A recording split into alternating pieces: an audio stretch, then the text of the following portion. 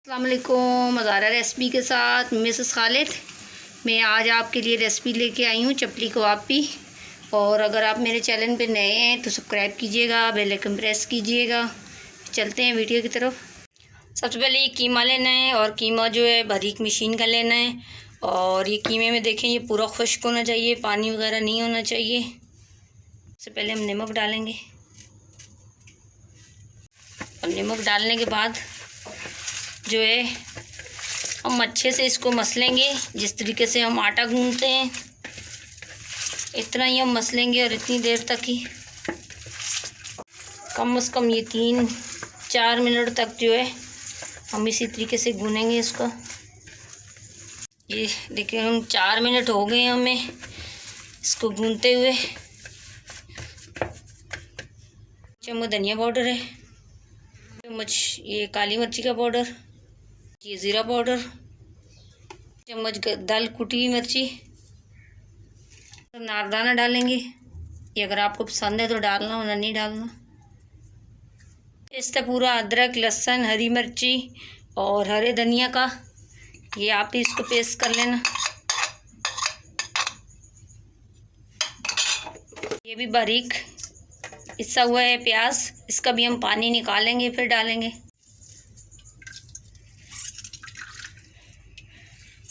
अब ये प्याज भी हम इस तरीके से डालेंगे और दोबारा हम ये अच्छे तरीके से मसलेंगे, इसको मिक्स करेंगे।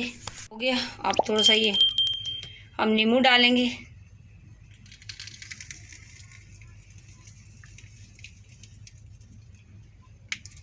ये हम थोड़ा सा डालेंगे मकई का आटा।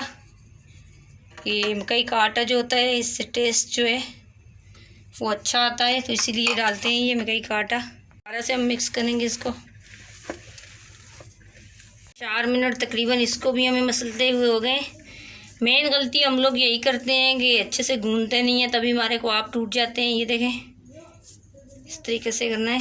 और आप इसके अंदर ये टमाटर बिल्कुल बारीक कटे हुए ये डालने हैं और आप हम इसको भी मिक्स करेंगे। ये अब तैयार है। अब हम इसकी टिकिया बनाएंगे और कबाब फ्राई करेंगे। अब हम इसकी टिकिया बनाएंगे।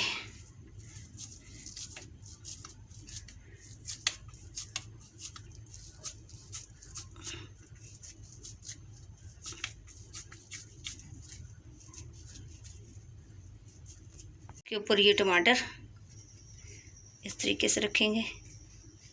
जो ये उल्टी साइड है ये हमने नीचे रखनी है ऐसे, इस तरीके से फिर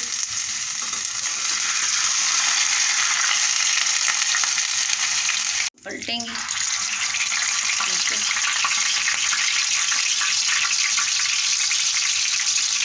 अब ये तार है तो उतारेंगे।